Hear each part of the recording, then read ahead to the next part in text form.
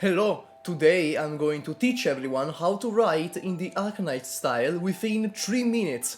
Of course, since this lesson is a short one, it will necessarily be lighter on content, so please don't expect too much out of this. Without further ado, let's begin with a simple question and answer exchange. For example, one day the doctor asks W, "What did you have for lunch?" "What did you have for lunch?" "I had stir-fried tomatoes with scrambled eggs." Some of us might write that, a simple question and a simple answer. That seems perfectly fine, doesn't it? Wrong! Wrong, wrong, wrong, wrong, wrong! "What did you have for lunch?" "I had stir-fried tomatoes with scrambled eggs," is what normal people would say. However, characters in Arknights writing are not normal people. No matter what they say, they speak like elementary school teachers doing sentence expanding with the kids, dragging a simple sentence out into something extremely long. Therefore, we need to broaden our thinking and take a divergent approach to answering the question, "What did you have for lunch?" And so, we will be adding the following things to W's reply: war, death, the infected, starvation, cruel memories, etc. In any case, you need to really beef it up the reply, making it really striking. Talk about why do people need to have lunch, and then move on to can the infected have lunch? My childhood friend Spike starved to death because he didn't have lunch. And so on. In short, don't worry about whether it's relevant to the question. The further your reply branches, the better. This will ensure you have lots of text and make the players mistakenly believe that you're actually putting a lot of work into it. Since we wrote all that, it's your fault if you can't bring yourself to read it, right? Now, we've finalized the content, but there's still something missing, which is the important point that I am about to get to: giving an irrelevant answer. Giving irrelevant answers is the very essence of hyperglyphs writing. They make simple questions incredibly complicated. They take ordinary concepts and muddy them up, and they talk, and they talk, and they talk, and they talk, going over every single possibility of any given event, before finally kicking the ball back to the doctor. Take for example the question, "Have you had lunch?" We can expand that through did you have lunch yesterday? Are you going to have lunch today? Will we have a chance to have lunch tomorrow? Does having just one bite count as having lunch? Have you had lunch if you're only half full?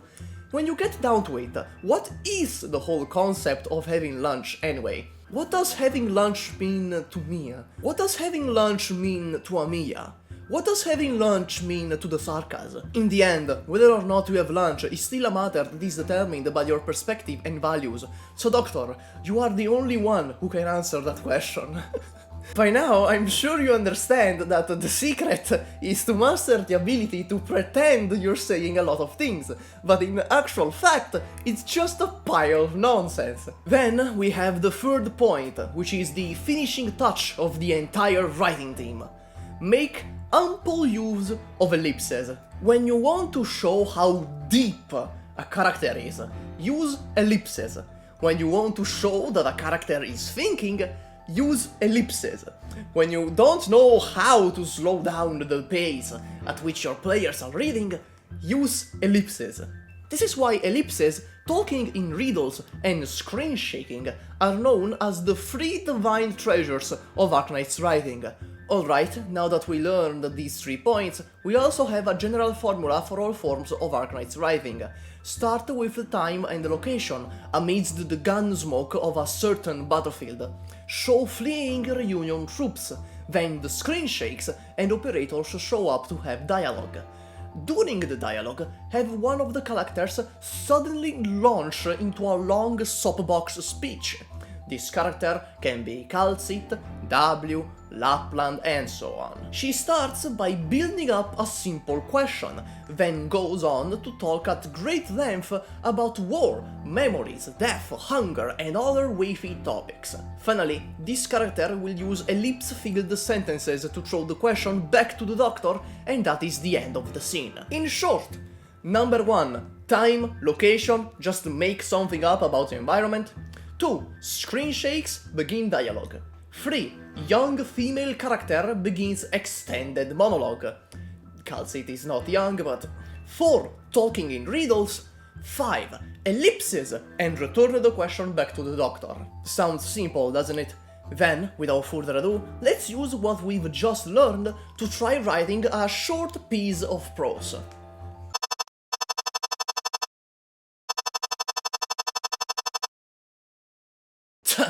Hey, you, say something, why don't you? Have you had lunch? Lunch? What a joke! Who'd have thought that the present you would be interested in such boring things? You asked me to say something, and you decided to respond with an utterly banal question and pointless question? Seems you're different from how you were before. You would have never said something like that in the past. Still, that does suit you surprisingly well. Interesting. Very interesting. But unfortunately, the present me cannot give that question of yours a straightforward answer. You should have heard about the aftershocks of what happened in Cernobog 4 years ago, right? Back then, a kid asked me the same thing you did. Want to know how I answered him? I told him to go die. Isn't that heartless? Ever since, hunger has expressed itself in me in a very unclear way. Therefore, I cannot give a simple answer to your question. Oh, look at the expression on your face. Still, it's true that food can satisfy the pitiful desire to fill your belly, and doing so grants you a cheap sense of happiness. But cheap hits of dopamine like that will only result in your being stranded in the darkness for longer. Therefore, are humans destined to pursue happiness? Or does happiness view humans as its slaves?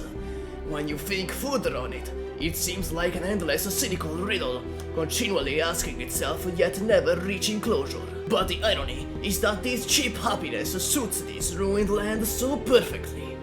What a joke. Don't look at me like that. Everything will eventually develop in the direction we wish it to go, so there's no point in reading too deeply into things. Isn't living in the shallows of happiness a wonderful thing? Still, the day will come when you must face this darkness by yourself.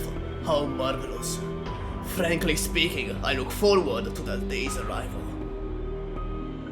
So, like, what did you eat? Fuck you, doctor, you killed my girlfriend Teresa.